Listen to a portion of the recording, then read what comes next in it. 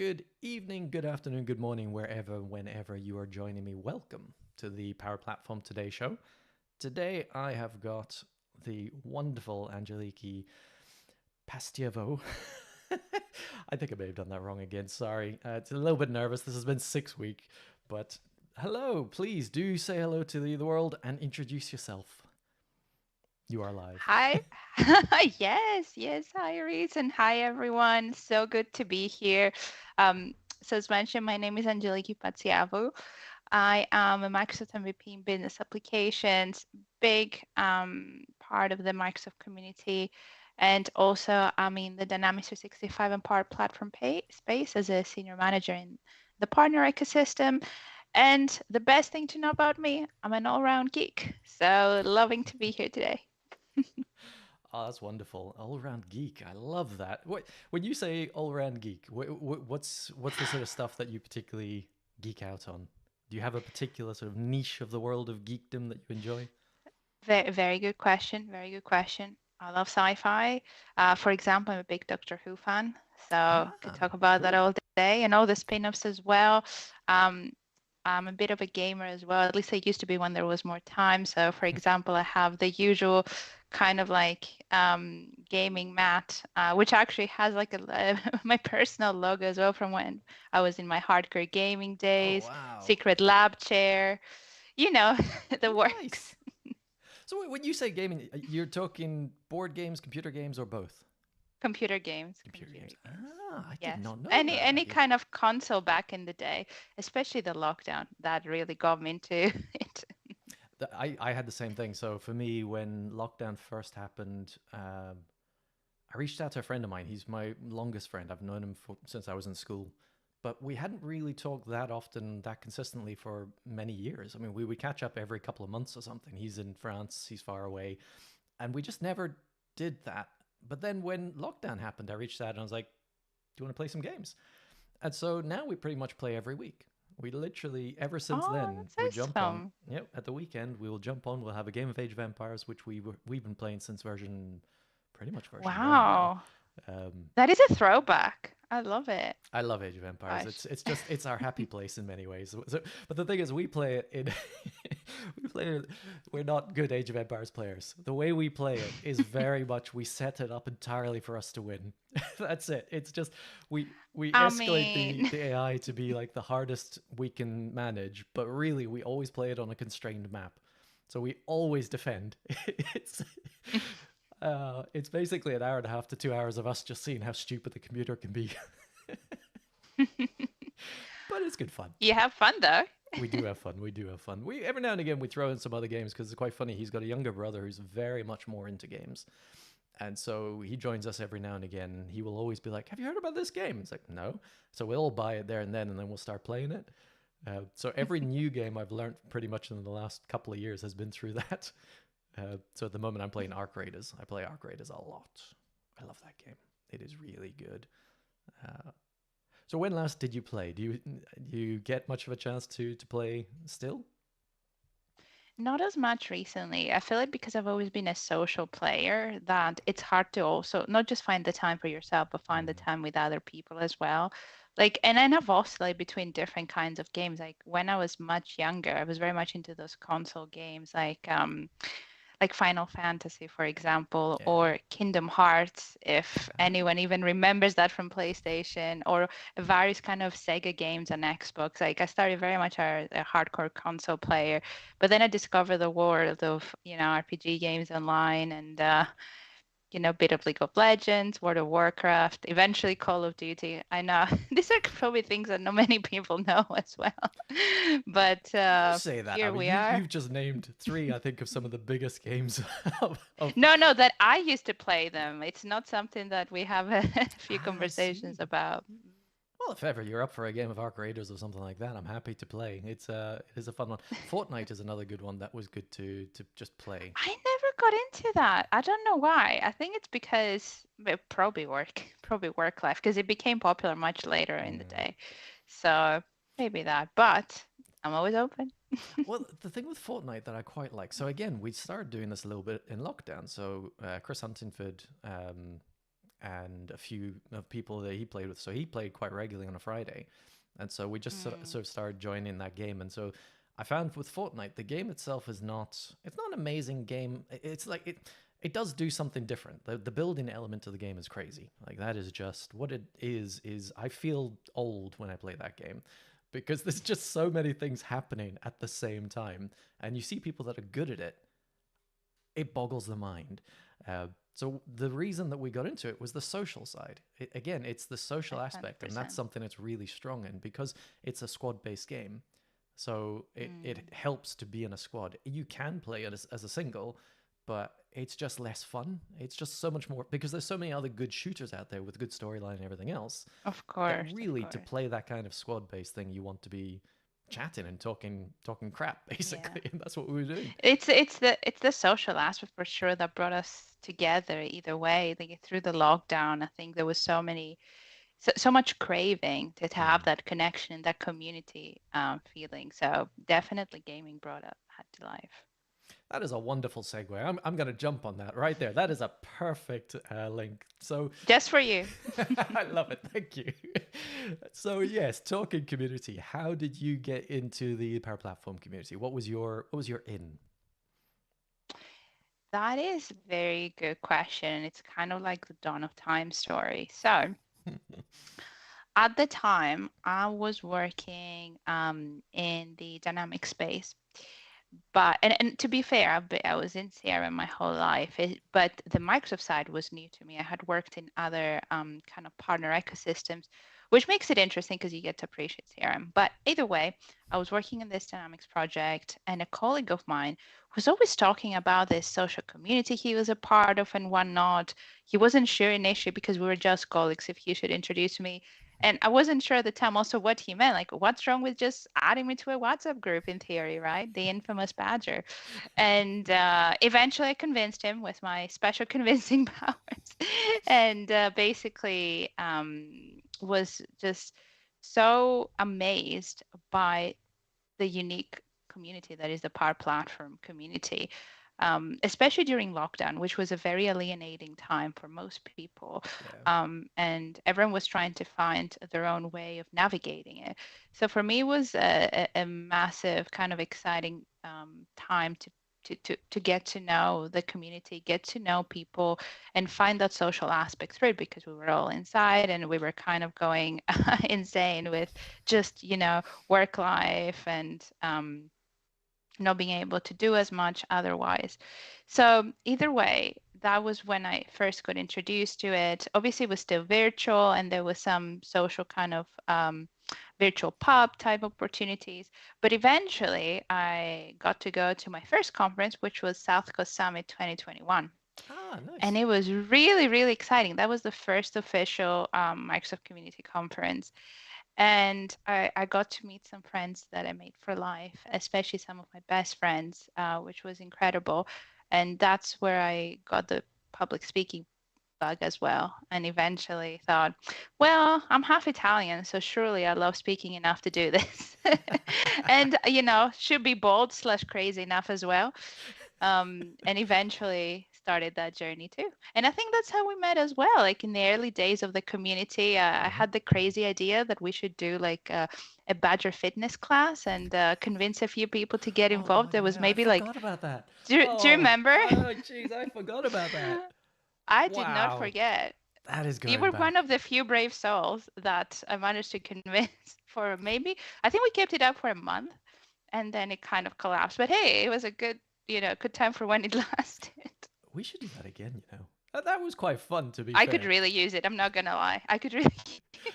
Well, the thing, so for me, I definitely I play football and I get out and I do that at least twice a week. So fitness wise, I feel like I'm quite fit, but I don't. I'm very bad at the stretching and the resistance training stuff, which I know I should also do.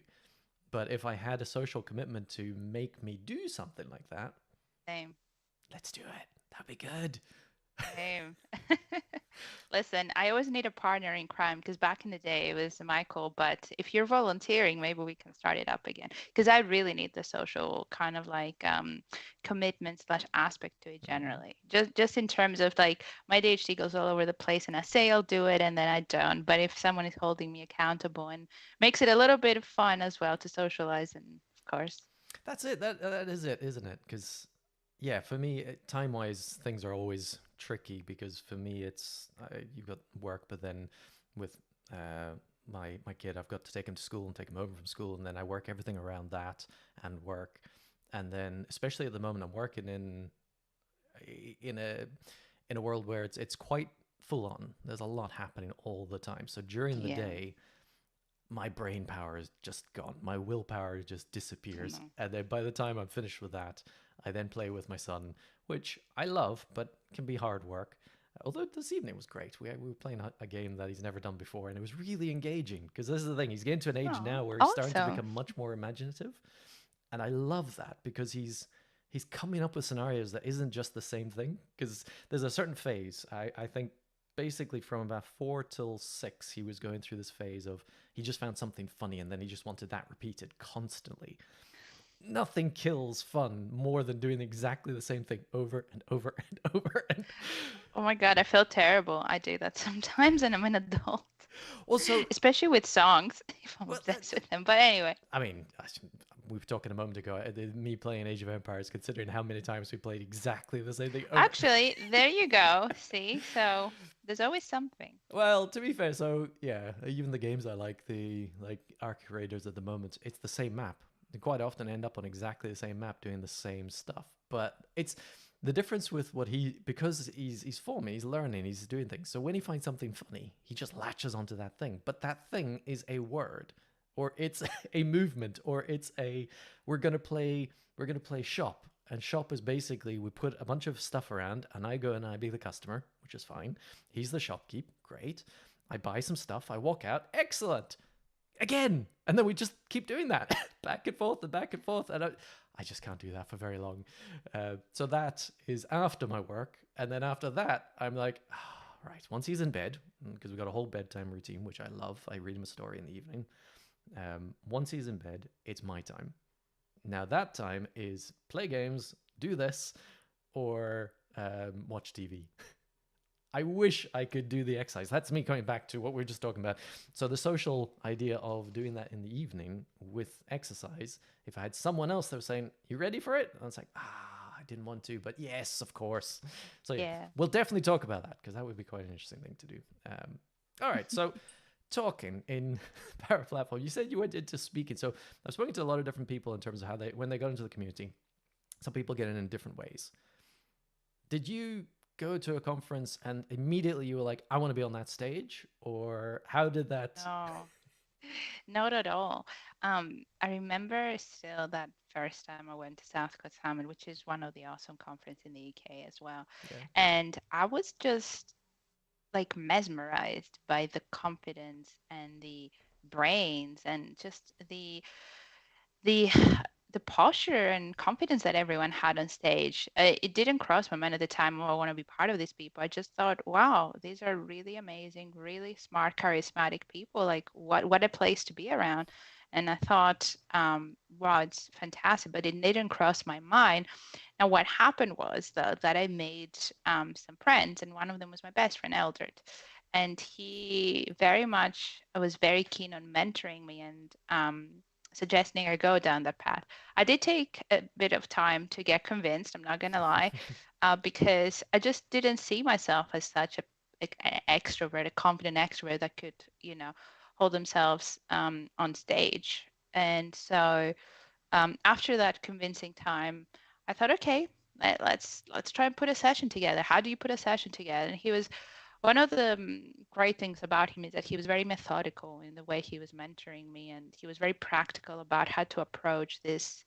For example, this step of putting an abstract together and breaking down into segments and how to think about how to make it exciting, how to find your niche which was very important because there's so many people speaking out there. So you have to stand out, but also to be yourself, very, very important rather than trying to emulate someone or something else.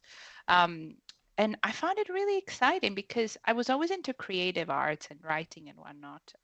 But I was also an introvert, so I had to find that kind of like middle ground where I could just bring, myself on stage without being too shy and too nervous and whatnot. I think that was the hardest part, being on stage rather than coming up with the content and finding the conferences and whatnot or finding my style. I actually really enjoyed it. And I remember I wrote my first abstract in 10 minutes. I kid you. It was so weird. It's like once I decided what it was going to be about, just a creative, aspect, just and time flew by. But also, as many people that are in public speaking know, because you apply so far in advance, A, you're not guaranteed that you're going to get in a specific event. B, it's so far in advance that you don't know how the calendar will land, what will happen first versus later. And so I didn't know at the time who was going to accept me and what was going to happen. And mind you, at the time I was in a very specific area. So I was in the Dynamics CRM space, but I wanted to be kind of open-minded about where I was applying because at the time I wasn't the classical technical person. Like I wasn't an architect or a developer. I was actually change manager. So I was coming very much from an end user experience and a training experience. And so I had to be very mindful of what I was bringing to the table, and also that it was a superpower rather than something that was going to be a downside of a sort. So the first conference I spoke at, it was a DevOps conference, and it wasn't even a Microsoft Community conference. Oh, So wow. I took the advice to cast a wide net based on the fact that my talks were a bit different, and also realizing that change management was not a topic that was talked about. So I thought, okay, so that gives me a few opportunities. I can cast a wider net, but I can also make this a niche and have this kind of like new approach. And I coined the term human evangelist. So you know how we used to have the tech evangelists and whatnot. And I thought, let's approach this differently. And so the first one was a DevOps conference in Birmingham, out of all places. And so if anyone knows DevOps Days, big shout out, lovely people, and so grateful that I had that first opportunity with them. But I did not know how big the conference was, or how many people would attend, the setup, because you also don't know what room you're getting, how many people are going to come in. And let's be honest, like I didn't expect like a big room or many people to come in. I was very mindful that this was the first time, and I just wanted the chance to get out there. But little did I know that the way the conference was operating, it was going to be in this massive kind of amphitheater in a place that had this like cinema screen behind me. So that's where the talk was, exposed and the slides. And also there was about 500 people attending. So it was the Wow. same as a keynote stage, essentially. I was just going to say you're on the keynote stage. Uh, it was the keynote stage. And also there was a camera crew. There was lights. You could barely see the crowd because it was a very professional setup. It was televised. Like I was just not prepared for any of this, like a lip mic, which is a little bit harder to get to terms with instead of just holding a simple mic. So there's all this official setup, and I just wasn't aware of it until I remember doing like I chose to just do a dress rehearsal of my own the day before, and I'm like, how am I going to do this? I froze. That was obviously when I was on my own, just with Eldred on stage. And I was like, I don't think I can do this. Like, I'm going to freeze. This is insane. Like, how am I going to do this as my first time? Like, talk about baptism of fire. He was very Jeez. supportive and calming. But here's the interesting part, and the part that probably was the catalyst for what was to come in terms of my public speaking time. I was very nervous the day before, and I thought this is going to be a nightmare. This is going to be a disaster. I'm going to disappoint everyone because, social anxiety came in. And then I remember going on stage, being announced, walking on stage, super nervous, not showing it though, because a good poker face. And then, and they put the lip mic on me. They hooked me up with all the gear, set up all the slides. And in those few seconds that I was getting ready, something so bizarre, almost magical happened. I switched from this really shy, introverted, almost scared person to someone that felt that they belonged. Like that stage, that moment, that crowd, everyone just came together like a puzzle. And I didn't feel shy anymore. I didn't feel scared. I didn't feel like I didn't belong. And it was so special that that happened. It really made me realize this is something that I should really do. And this is such an ideal kind of journey that started happening. And I'm so grateful for that community and Jenny, the community that gave me that opportunity because eventually, and why I told this story is that it made me realize that the reason I felt like I belong is that because I started to find my tribe. And this is something that I was looking for. Definitely something that was a lockdown kind of venture, but I Mhm. think it was an adult venture as well. And being a geek, also for me means that I love the tech. I love talking about the platform. I love creating things that matter. Eventually, as I delved into my technical career path, and it's so exciting and fun and heartwarming as well to be able to be surrounded by people that equally find this joy. That was really eloquent. I love what you've said there. It's just you found your flow essentially. Yeah, so you found your Yeah, tribe, but in that moment you were in a flow state, and that's glorious. That is amazing. Very nice. What was the second one like? the second. So and that was the first in person. Hmm. Technically, I had done a virtual one, but virtual one it felt no different than doing a presentation at work. Yeah. That was the first in person one. Then the second one, that's going to be more familiar to our audience, and that was Scottish Summit. Yay. And I loved it. It was the one in Manchester. Glasgow. Oh, the No, Glasgow no, one. no, no. Okay. Yeah, the Glasgow one. And it was so fun. I fell in love with the city as well. What a beautiful city. Yeah. So a bit of a throwback, the Glasgow event. I was at the Manchester event as well, but that was a bit later down the line. Yeah. The Glasgow one was it felt like a really big event as well. Hmm. And what was really special for me is apart from speaking there, I was also part of the accessibility hack that Ah. was held. And my team and I won. So that was really fun. Not just the winning part. I think what was really special about it was the solution that we came up with had such a human aspect to it, and it was supporting neurodiverse people, which was a matter really dear to my heart. So it just had such a special meaning overall that event, and I met so many people that ended up becoming friends and just companions in this journey. Yeah, I have to say the what the guys do with the Scottish Summit and South Coast in the UK, it's it really is very good. I'm really looking forward to Scottish Summit next year because it's here in my town, so it's just down the It road for looks me. amazing as well. The stadium, like wow. It's funny. Murrayfield is one of those stadiums that it's an older stadium, and it's an interesting shape. And when you get there, Mm. it's a massive concrete, like it's a proper old style stadium. But it is I mean, it's an amazing shape, and it's very central to Edinburgh itself. It's not far from you can easily walk to it from the city centre. So it's Awesome. yeah, so it's really close by. It's not like one of these ones where it's Edinburgh Stadium and it's in Livingston or something, which 30-minute drive down the road. It's not like that. It's very much in town. So no, that I'm That's looking forward to that. exciting.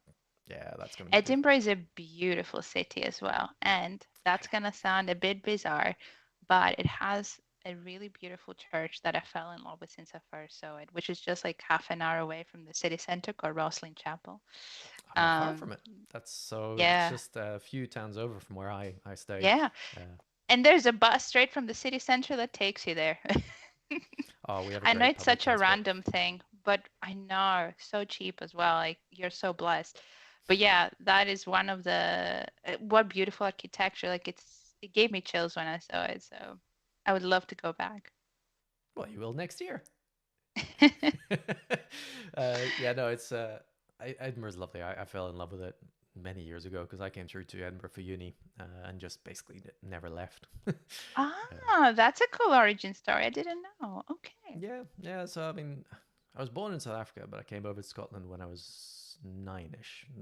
I always Mm. say that because I never actually know the exact dates. I know I can confirm it. It's something like 94, which would have made me 10, so I'm confused by that. But I always thought it was 8. And then someone told me dates. And anyway, it's a whole thing. 9-ish, let's say. uh, and so we came over here because in South Africa at that time it was just unstable. We didn't know what was going to happen. So we got out of the country because my dad is Scottish. So we went back to Okay. where he grew up. So where I went to school is the same place that he went to school. His family went to No, school. that Yeah, is so cool. Okay, there were some that is teachers that still awesome. knew him that, that were teaching us at No the time. way. Yeah, Gosh, what serendipity. Love it. yeah. So that's and then from there went to Edinburgh. So yeah, no, I love Scotland. It's a very nice, happy, safe, lovely place. People are so friendly as well. Like, I feel like it's just a wonderful place to visit or even live, of course, if you have the chance. Definitely. Uh, cool. All right. So that's the sort of origin of community side of things. Now, are you MVP or are you not? I never look people up ahead of time, so I never actually know because everyone assumes I am and I'm not. So You're an MVP in our hearts, that's why. thank you. I am indeed. I'm in business applications, specifically within Power Apps and Dynamics 365 customer engagement. So Excellent. full blown kind of geek there as well. And I'm interested. With the MVP side of things, it's an award that you get for being out there and doing things. Some people these days, certainly, there's more people actively going out to try and get it, and Microsoft is encouraging that, from what I can see. Now, when you Yeah. were It doing it, has I think, grown a lot. yeah, well, it's interesting because I think when you got it, it was less, it was more. Was it more frowned upon? It wasn't expected that you wanted it. Like, does that make sense? Like nowadays, I think that it's becoming more socialized and normalized that people want to go out to try and become an MVP. Whereas I think when you got it, it was still very much if you got it, that was a good thing, but you shouldn't be saying you wanted to get it. Does that make sense? Yeah, I I think it's such a mixed bag. Mm. When I got, so that was 3 years ago. So my third year in the program, and it's a massive honor for many many personal reasons. Yeah. Um, I think the challenge at the time wasn't necessarily, to make it like a specific goal or a target because you can never guarantee it. I think that remains the case. I think the tough one for me is that I was still a change manager. They never had a change manager in the program globally. Like it was like Oh wow. architects and developers and whatnot. So it was going to be, and I'm talking about the business applications Yeah. area. So and then I had a very diverse background because usually people are like a long time into the Microsoft space as well. And I was coming from different partner spaces as well and different ecosystems. So that had a lot of diversity and rich experience, but it was still the outlier. And what happens is sometimes that when you are that unique, um, you need to paint a different story about how you fit into the program, and I think that was the interesting kind of that was the edge case. So going in, I was very proud because I felt like I could represent a different kind of group of people that were coming from a different kind of background, that were advocating for different areas in the space, and in fact were complementing everything that was already being done. Because you had many people that were super smart technical people, but you didn't have necessarily someone connecting the dots, Mm. let's say from an end user experience, and how do you actually help people with adoption, with training, to bring all those wonderful things that people were building to life. And so for me, it was an opportunity to empower people to see themselves as part of the program, even though they might not fit kind of like the norm in a way, and also bring more women into the community as well. To this day, it's definitely more male dominated, just by looking at the sheer number of male versus female MVPs in the UK in the business Yeah. application space. So it's still a big honor, and it's one of the reasons why I call it an honor to be able to represent in the community, but also an opportunity to see how we can empower more voices and to show that technical excellence as well as innovation doesn't know any gender. Yeah. No, it's It's very true. It's interesting. I know someone that is in a similar position to what you've described, as in they have gone through the MVP program in terms of submitted, and someone nominated them, and they went through and actually had the discussion with people, and they were told that they didn't know where to put them. They couldn't give it to them Mm, because it was exactly what you just said. They just didn't know what sort of category, what label to put on them, and I don't yeah, think they pushed hard enough to. At that point, they were just like, ah, okay, well, if that's the case, then it is to, fair point. yeah, it is what it is. Um, Interesting. Might be worth connecting you to see. Oh, please do. I had to make a case. And to be honest, I'm glad I did have to do that because it challenged me to find my position in it Hmm. and to really champion my niche that helped me with my public speaking, eventually with my technical career path. So I think it was the catalyst in a way for many things to come after that. And also, there's something quite special and empowering about advocating for your kind of like space in it Hmm. and really pushing the boundaries in terms of how you can bring something new to the table and how you also can complement what's existing.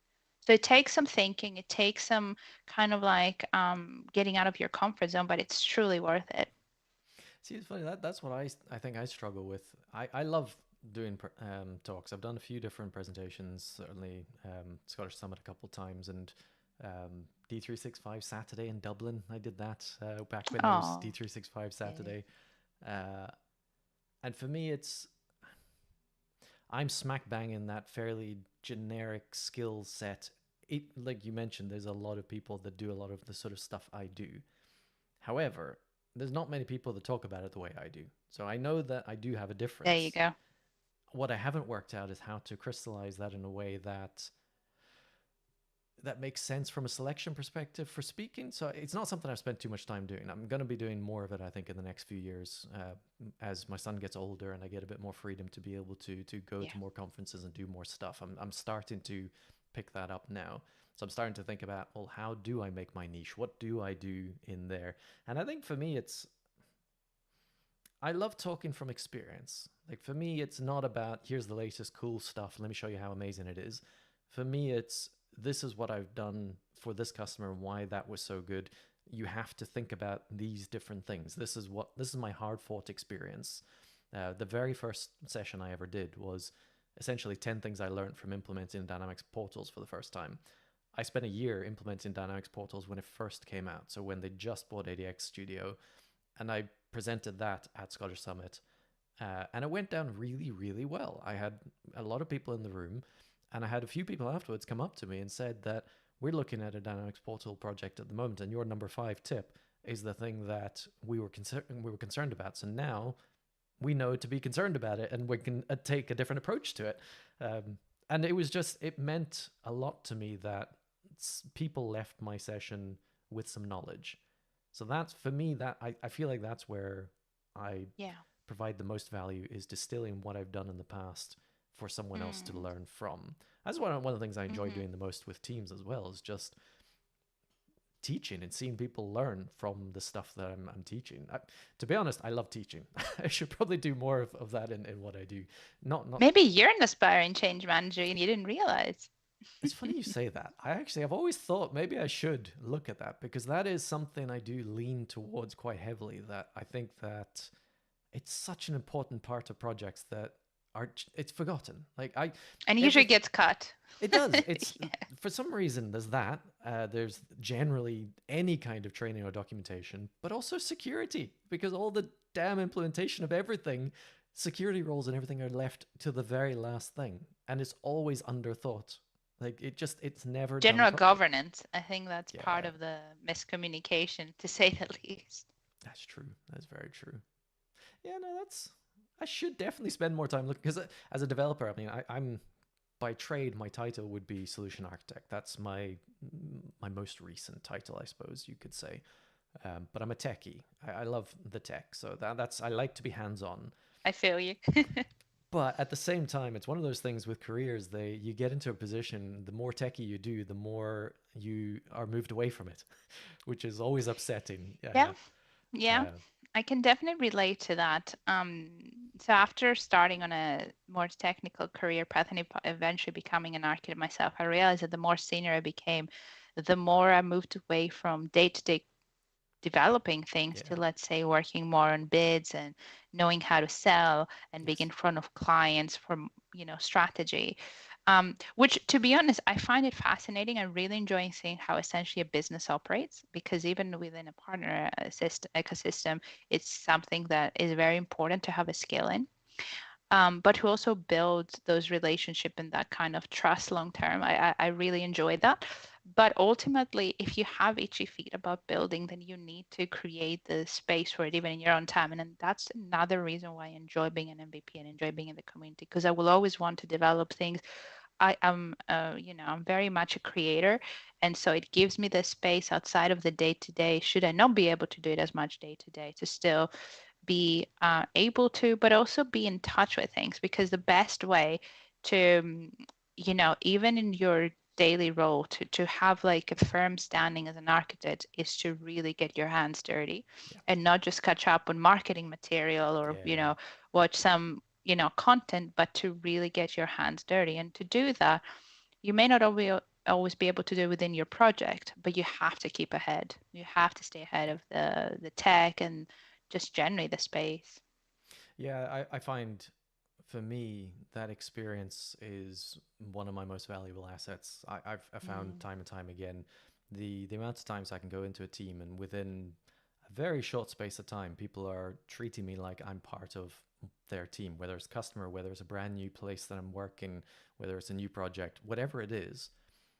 I love learning. So for me, that's a perfect sort of storm. I get into this sort of scenario. It's a new thing, so I've got to learn everything. I've got to understand what is the systems, what are we working with, who are we working with, what are we doing here, and I will always ask those questions. And I like to think that I'm not too annoying, maybe a little bit annoying. I do like ask a lot of questions, uh, but I do pick things up nothing quickly. wrong with that. Well, some people don't like questions. Yes, that is true. I think challenging the status quo, which comes Yeah. naturally as part of asking certain questions, can be unsettling. But I find that these are make or break it moments as well to build a relationship. I also ask questions all the time. I'm not gonna lie, sometimes I look like the annoying geek at the front in, class that will always ask the teacher questions, and some people just want to get on with life. And I get it. But what I find is comforting for people, since we were talking about being a comforting person in an audience, Mm, is to explain why you're asking these questions and to yes. show them that it's not like it's a united front and you're asking out of, of course there's good intentions, but you explain your reasoning and you take him through the journey of that kind of, let's say, exploration.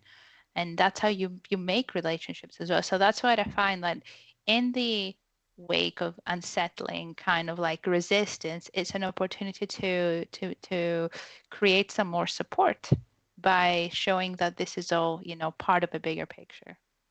That's a really good point, and I think that is something I naturally do exactly because I like to explain my thinking behind what I'm doing. I've always had that. That's as far back as I can think.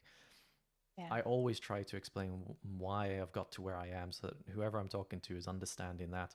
But I also try to do it in good humor, even in a bad situation. I One of my favorite things to do is actually to go into a project, into a customer that is upset or annoyed. I love it because Like recovery projects. yeah, because I know Mm, I can help them. I know I can go in and I can bring them on side and I can talk them through what's yeah. going on because more often than not, the issue is they just feel like they're not being heard. That's it. Ultimately, it almost always falls down to that. So, I sit with them, I understand what they're talking about, and I listen to them. And off the back of it, Yeah. I go and do stuff, and then I come back to them. And it's interesting because I don't know which came first. I don't know if it was the call center job that I did that made me do that, or if I naturally was inclined towards doing that, which is why I did so well in the call center job. But my very first sort of proper job that I had was in a call center, and I still remember there was this one person that called. I was always good at generally dealing with more difficult customers, but this particular guy, he called up and it was in pensions, so it was pensions administration. I was first line call. Like I didn't deal with any of it. I just read the systems and told them what was happening. And this person called up, and they were very upset. Like they weren't getting the pension. The paperwork wasn't going through. They'd been chasing this multiple times. They called up many times, and no one seemed to know what was going on. And he had a rant at me. Like he didn't even let me speak. Yeah.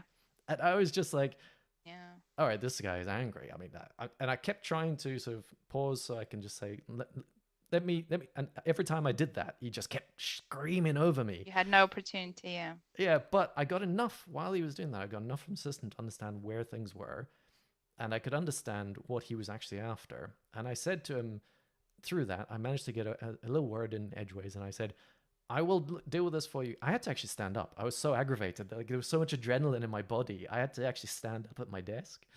And I said to him, you've been very rude. I'm sorry that you feel this way, but I will look into this, and I will definitely get back to you with some answers on this. And he's like, sure you will. And then he hung up. I then spent the next few minutes, it wasn't even that long. I spoke to a bunch of different admin people. I chased it down. I understood what was going on. And I made sure that I got an answer.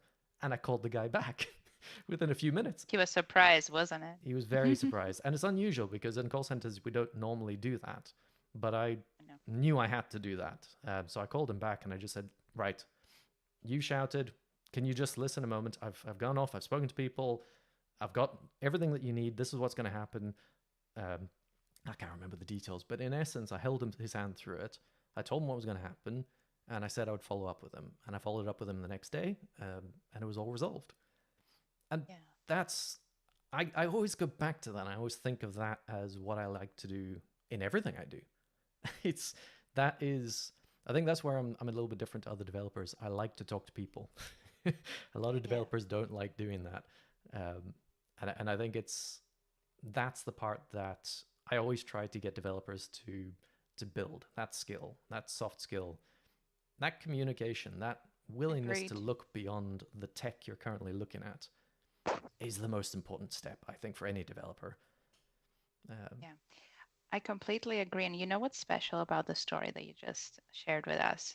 That you are explicitly showing how important it is to be human and to understand that this is a business of humans at the end of the day. Like no matter who's in front of us, next to us, they're all human. They need to be heard. Sometimes there will be miscommunication. Sometimes there will be, escalated emotions around things. But ultimately, there is a way out of it, especially if you try to help. Thank you for sharing that story. I think that's pretty powerful. That is a lovely point to come up to the end, where we are coming to the end. However, I do like to finish on my rapid fire questions. So we'll do those and then we'll finish up. So starting off, favorite Power Platform service? Oh, it has to be model-driven apps. Like I have to just talk about that as a product. Or maybe Copilot Studio, because I live and breathe AI these days. So either or. Awesome. Yeah. But Copilot Studio is pretty much built on top of Dataverse. So, you're still in the same world. Fair enough. Favorite conference? Favorite conference? Gosh, so hard because there's so many amazing but I have to say Dynamics Minds in Slovenia. They have a very special place. I have to go over the 29 people I've spoken to. I think 20 people have said that. Please do. I'm really trying hard to go there next year. So fingers crossed. Yeah. It's one of the ones I'm going to submit to see if I can, because I would like to go as well. But at the same time, even if I don't get a speaking gig, I might just pay to go, because it's just one of those things that... Do it, yeah. I've heard too many good things about it. I have to experience it. So I will do my very best to do that. Last music you can remember listening to? Last music. I'm a rock and metal chick, so it will have to be something metal related, probably a band like Nightwish or something. Nice. It's funny. So my son, in the morning now, we've said no TV while he's eating breakfast. He used to always turn on TV and start watching YouTube videos, and we've decided to stop that because he gets really cranky in the morning. And so now instead what he does is he gets Alexa to play, sorry for anyone who's device has just started. He asks her to play music. So he'll literally, like, I'll be in bed Oh, listening to him that's have breakfast, great.